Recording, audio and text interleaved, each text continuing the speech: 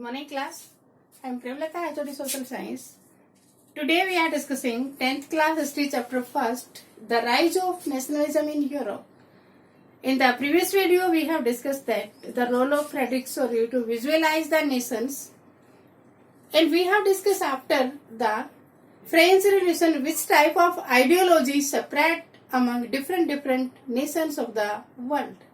Firstly, in today's video, we will be discuss what is nation states and why do we need of these. Then we will discuss the making of nationalism in Europe. So let me start the topic. The nation state means whenever small kingdoms are there and ruled by different rulers, so there is lack of unity. All are fighting with each other to increase their kingdoms. That's why if it is essential to bring all the kingdoms under one umbrella, then a great nation can be formed. So here we are discussing about that ideology, the making of nationalism in Europe. First of all, the nation states were formed in Europe continent, and the people who are living in other continents, they follow this ideology in their particular countries also. And they also replace the monarchy system and establish democratic formation. First point is the aristocracy and new middle class. Firstly, we have discussed about France. There were three states, the clergies, the nobles and the common person.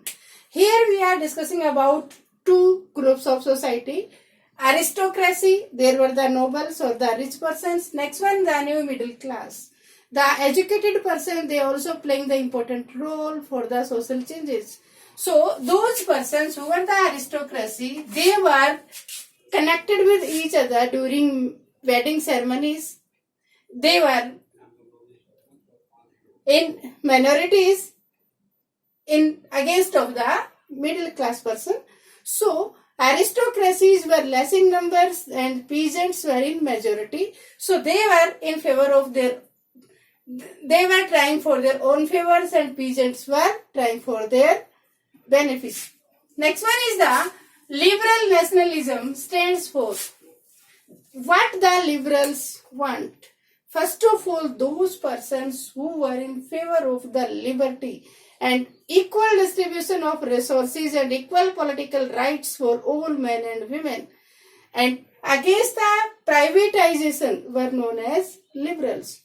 So those persons want to be all the resources under the control of whole community, and they were trying for that. They were against the privilege rights. The resources were under the control of some aristocracy, so they were opposing this thing.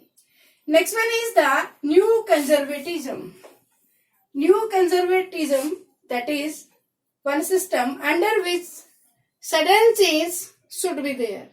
So this type of ideology used in 1815. We have discussed that Napoleonic Code 1804 in the previous video. So at that time Napoleon Bonaparte was the emperor of France and he controlled nearby countries. At that time the Germany was divided into 300 small states, kingdoms, and that one ruled by different rulers. So Napoleon Bonaparte controlled all the states and divided them into 38 states.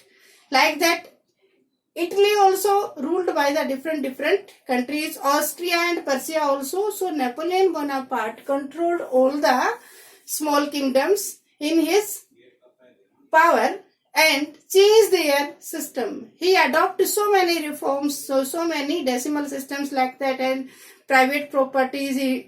He reintroduced slavery system and abolished the feudal system. So most of the aristocrats and other rulers of that particular countries against his ideology.